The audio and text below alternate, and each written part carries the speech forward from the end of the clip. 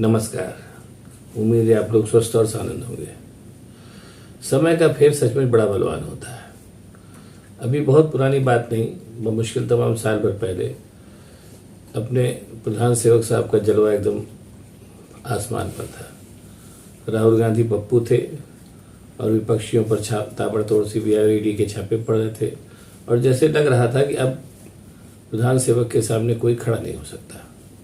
लेकिन विधि का विधान और समय का फेर, राहुल गांधी भारत यात्रा पर निकले और छा गए और विपक्षियों ने भी जब ये देखा कि अब ईडी और सीबीआई के छापों से निजात नहीं मिलेगी तो उन्होंने भी उस भय को त्याग करके अपने प्रधान सेवक साहब के खिलाफ लामबंद होना शुरू कर दिया। आज की नौबत यह है कि राहुल गांधी एक विकल्प के तौर पर उभर चुके हैं, उधर से नीतीश कुमार चल चुके हैं और उनका भी काफ़ी प्रभाव है। वो पीछे लगे हुए हैं चीज़ों को मैनेज करने के, चाहते हैं कि विपक्षी एका जो है वो बहुत बढ़िया बन जाए और उसके साथ साथ प्रधान सेवक से मुकाबला किया जाए या कह लीजिए भाजपा से मुकाबला किया जाए। भाजपा और संघ का नाम इस लेना भी समय भी ठीक नहीं है कि भाजपा और संघ के पर्याय हो चुके अपने प्रधान सेवक, उनके सामने भाजपा और संघ की भी कोई वैल्यू नहीं है। जो कुछ है प्रधान सेवक है। बहरहाल अब कुल मिलाकर की सिनेरियो ये है कि अपने प्रधान सेवक साहब धीरे धीरे चक्रव्यूह में गिरते जा रहे हैं। उसकी शुरुआत हिमाचल प्रदेश और कर्नाटक से हुई। इन दोनों ही प्रदेशों में अपने प्रधान सेवक साहब ने, जैसे उनकी पुरानी परिचित अदा है, सारे संसाधनों के साथ और सारे मंत्रियों के साथ पूरा अपना कर्तव्य दिखाया। लेकिन बहरहाल वो दोनों चुनाव हार गया। उससे भी बहुत कुछ हतोत्साहित हुए वो। और उसके बाद से फिर जो उनकी इधर जो 2-3 गाँव में मणिपुर में हिंसा फैली और इस हिंसा में, मणिपुर की हिंसा में जो और कई फैक्टर्स हैं वो तो हैं ही, लेकिन कहीं ना कहीं उसमें हिंदू और ईसाई का भी फैक्टर काम कर रहा है। जो मैतेई लोग हैं वो हिंदू हैं और जो कुकी और नागा हैं वो अब ईसाई हैं। और नॉर्थ ईस्ट में फिर कभी बताऊंगा, फिर चर्चा चलिए तो बता दे रहा हूँ कि नॉर्थ ईस्ट में ईसाई मिशनरी ने बहुत पहले से आकर के अंग्रेज़ों के ज़माने से काम करना शुरू किया था और नॉर्थ ईस्ट आज की तारीख में अच्छी खासी संख्या में वहाँ पर ईसाई बहुल इलाका है वो, और उसमें उनको नज़रअंदाज नहीं किया जा सकता। हाँ, ईसाइयों में और हिंदुओं में और जो और दूसरी लोग हैं उनमें झगड़ा लगा करके चुनाव जीतने का छौंक लगाया जा सकता है, जो शायद वही हो रहा है इस समय मणिपुर में। तो ये सब कुल मिला करके अपने प्रधान सेवक साहब की स्थिति यह है कि वो धीरे धीरे गिरते जा रहे हैं। अब जो चक्रव्यूह विपक्ष उनको लेकर के रच रहा है उसमें से निकलने की वो कोशिश तो जाहिर सी बात है प्रधान सेवक करेंगे ही, लेकिन फिलहाल थोड़ी चीज़ें उनके लिए मुश्किल होती नजर आ रही हैं और आग में घी उनकी पार्टी के ही लोगों ने डाला। जैसे अब आपके ब्रिजभूषण शरण सिंह ने जो कांड किया और जिस तरीके से इस पूरे मामले पर, वो यौन शोषण वाले मामले पर अटिक रहे और सरकार भी उनका कुछ नहीं कर पाई, दिखाने का भी न्याय नहीं दे सकी, उससे भी अच्छी खासी बदनामी हुई। दूसरी तरफ जो विपक्षी लोग हैं उन्होंने भी उनको घेरने के लिए तरह तरह से रणनीतियां बनानी शुरू कर दी हैं। जैसे फॉर एग्जांपल ये हुआ था कि भाई सोनिया गांधी अब की शायद रायबरेली से चुनाव न लड़े, तो इसलिए वहाँ से प्रियंका गांधी को लड़ाया जाए। लेकिन प्रियंका गांधी को अगर वहाँ से चुनाव लड़ा देते तो फिर वो चुनाव प्रचार के लिए उतनी ईजिली नहीं अवेलेबल रहती जितना कि वो जब लोकसभा के चुनाव लड़ती तो रहती। तो उसका शायद रास्ता ये निकाला गया है कि उनको हिमाचल से राज्यसभा में भेजा जाएगा, जैसा सुनने में आ रहा है। और अब इसमें एक और सबसे बड़ी बात है, इस समय भारतीय जनता पार्टी कर लिए अपने प्रधान सेवक साहब को तीसरा टर्म देने का और उनको बचाने की दो ही मुख्य गढ़ है, एक गुजरात और दूसरा उत्तर प्रदेश। उत्तर प्रदेश को घेरने के लिए भी विपक्षी जो है वो लामबंद हो रहे हैं। चर्चा जैसी सुनने में आ रही है कि जो है वो रायबरेली से अपने मल्लिकार्जुन खड़गे साहब को लड़ाया जाएगा। मल्लिकार्जुन खड़गे, अभी ये चर्चा ही है कि सद तक सही मुझे नहीं मालूम। अगर मल्लिकार्जुन खड़गे लड़ते हैं तो इसमें कोई शक नहीं कि वो जिस तरीके से भारतीय जनता पार्टी मायावती का साथ ले रही है उसकी भी काट वो कर सकते हैं। और जो खड़गे साहब अगर वहाँ से लड़ते हैं तो दलित वोटों का एक अच्छा खासा ध्रुवीकरण कांग्रेस के पक्ष में हो सकता है। और दूसरा ये भी सुनने में आ रहा है कि नीतीश कुमार जो है शायद फूलपुर से लड़े।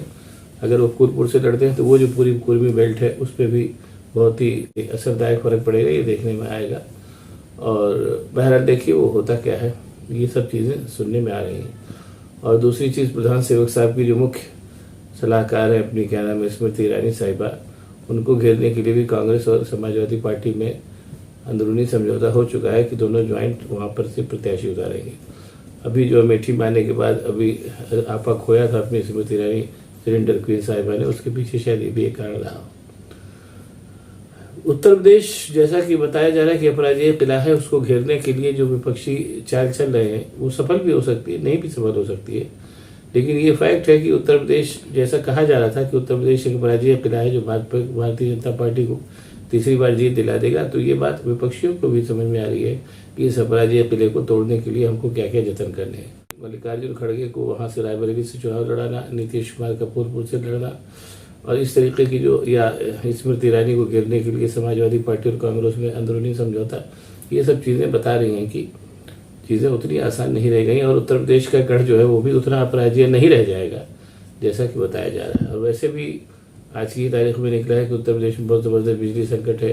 अपने योगी जी ने भी उसका संज्ञान लिया और उनके जो मिनिस्टर हैं उनको बुलाया और मिनिस्टर ने कहा कि पूरे शक्तिमान में ही कुछ काम नहीं हो रहा है। तो बड़ी बेसिक सी बात है, तो मिनिस्टर साहब क्या कर रहे हैं अगर शक्तिमान में काम नहीं हो रहा है? इसका मतलब कहीं ना कहीं इनकॉम्पिटेंस तो है ही जो सामने आ गई। और ये चूंकि मीडिया आजकल कुछ बताता नहीं है, इस वजह से ये तो एक इनकॉम्पिटेंस जो सामने आ गई, और भी तमाम जगहों पे तमाम इनकॉम्पिटेंस होगी जो सामने आएगी। यहीं पर मैं एक बात और बताना चाहूँगा कि इधर पिछले करीब 20 सालों से मीडिया जो है अपनी प्रभावी भूमिका में कहीं से नहीं है।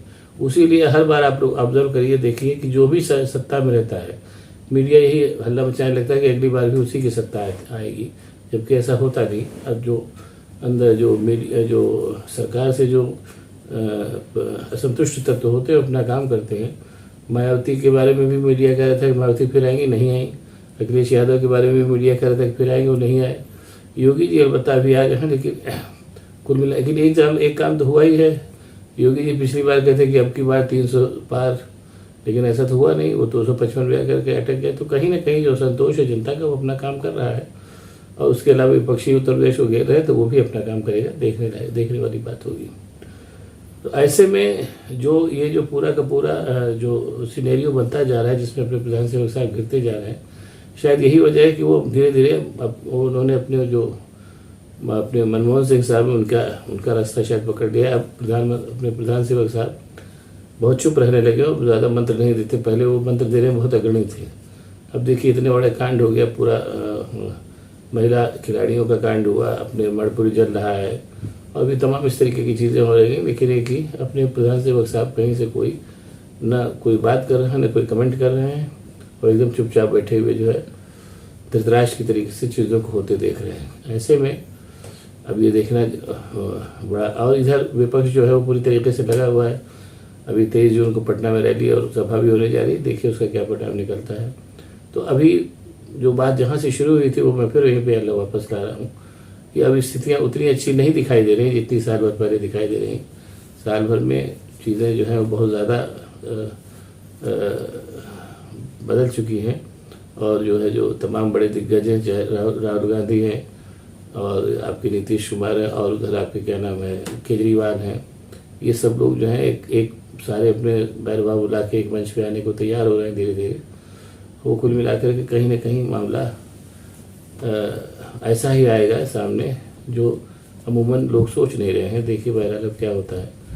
और इसमें एक आशंका ये भी लोग बता रहे हैं कि इन सब चीज़ों से पार पाने के लिए शायद अपने प्रधान सेवक साहब मध्यावधि चुनाव करा दें। तो यहीं पर बताया कि मैं बात ख़त्म करूँगा कि मध्यावधि चुनाव जीतने की गारंटी नहीं होता। मध्यावधि चुनाव अपने अटल बिहारी वाजपेयी साहब ने भी कराया था, और मध्यावधि चुनाव जो है वो लेकिन उसमें हार गए वो। तो इसलिए मध्यावधि चुनाव तब कराया जाता है जब आपने कुछ अच्छे काम भी किए हों, और इसलिए जो मध्यावधि चुनाव की वो लेकर के आ रहे हैं, जैसा कहा जा रहा है, मुझे पता नहीं, ऐसी बातें सुनने वाली खबरें आ रही हैं कि मध्यावधि चुनाव शायद करा सकते हैं अपने प्रधान सेवक साहब। तो ये भी कन्फर्म है कि मध्यावधि चुनाव जीत की गारंटी नहीं होती, ये भी अपनी जगह उतना ही फैक्ट है। बहरहाल देखिए क्या होता है। 2024 आने में बहुत देर नहीं, चुनाव होने में। अगर आप लोगों को ये वीडियो पसंद आए तो इसको शेयर करिए, लाइक करिए, और मेरे चैनल को सब्सक्राइब करिए ताकि मैं और भी ऐसी बातें आपको बताता रह सकूँ। बहुत बहुत धन्यवाद, नमस्कार।